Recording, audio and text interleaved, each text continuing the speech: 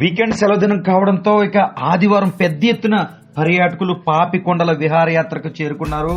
ఇక బోట్లన్నీ ఫుల్ అయ్యాయి అనే బోర్డు పెట్టడం తప్ప అక్కడ మరో పరిస్థితి లేదని చెప్పుకోవచ్చు. దాదాపుగా అన్ని బోట్లు ఫుల్ అయిపోయిన పరిస్థితి మాత్రం నెలకొంది. గతంలో ఎన్నడూ లేని విధంగా వరుస సెలవుల నేపథ్యంలో ఈ ఆదివారం పర్యాటకుల సంఖ్య అంతకంత భారీగా పెరిగిపోయిన పరిస్థితి మాత్రం నెలకొంది. రాజమండ్రి కాదు, దేవీపట్నం, పురుషోత్తపట్నం సమీపంలో ఉన్న గండిపోచమ్మ ఆలయం లోపలికి సైతం అటవీ ప్రాంతం సైతం అక్కడికి పర్యాటకులు పెద్ద ఎత్తున చేరుకున్న పరిస్థితి మాత్రం నెలకొంది. దానికి ప్రకృతి సోయగంగా రాజమండ్రి అదేవిధంగా దేవీపట్నం గండిపోచమ్మ ఆలయ ప్రాంతం నుంచి ఈ పాపికొండలో విహారయాత్ర ప్రారంభం అవుతుందని చెప్పుకోవచ్చు. దాదాపుగా ఈ దేవీపట్నం ప్రాంతంలో అన్ని బోట్లు కూడా ఆదివారం ఫుల్ అయిపోయిన పరిస్థితి మాత్రం నెలకొంది. ఉదయం 7 గంటలకే పెద్ద ఎత్తున పర్యాటకులు రాష్ట్రం నుంచే కాదు దేశ నలుమూలల నుంచి కూడా ఈ విహారయాత్రకైతే మాత్రం అక్కడికి చేరుకున్న పరిస్థితి మాత్రం నెలకొంది.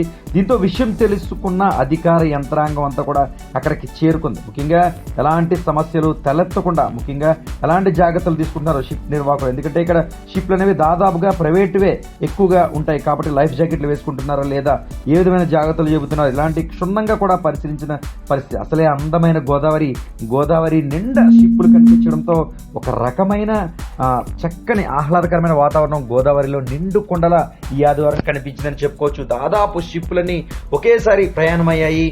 ఇందులో కొన్ని మాత్రమే భద్రాచలం వరకు వెళ్తాయి. మరికొన్ని 4 గంటల ప్రయాణం శ్రీ నూకాలమ్మ తల్లి ఆలయం అంటే సమీప కొండల అనంతరం మనకి ఈ ఆలయం వస్తుంది. అక్కడికి వెళ్లి మరలా తిరిగి వెనక్కి వచ్చేస్తుంది. ఏదేమైనా సాయంత్రం 5 గంటలు 4 నుంచి 5 గంటల లోపు మరలా షిప్లన్నీ కూడా ఇక్కడికి చేరుకుంటాయని చెప్పుకోవచ్చు. అన్లిమిటెడ్ ఎంటర్టైన్మెంట్ వీరికంతా కూడా 1000 రూపాయలకే భోజనం, అదేవిధంగా అందులో మధ్యాహ్నం భోజనంతో పాటు ఉదయం టిఫిన్, మరలా సాయంత్రం స్నాక్స్, టీ అనేవి, దీంతో పాటు అన్లిమిటెడ్ ఎంటర్టైన్మెంట్ డాన్స్ అనేది ఇదే షిప్ పై కొనసాగుతూ ఉంటుంది. చెప్పడం కాదు కానీ ఇది ఒక అద్భుతంగా ఉన్న నేపథ్యంలో ఈ మధ్య కాలంలో ఈ పర్యాటకుల సంఖ్య అంతకంతా పెరుగుతూ వస్తుంది.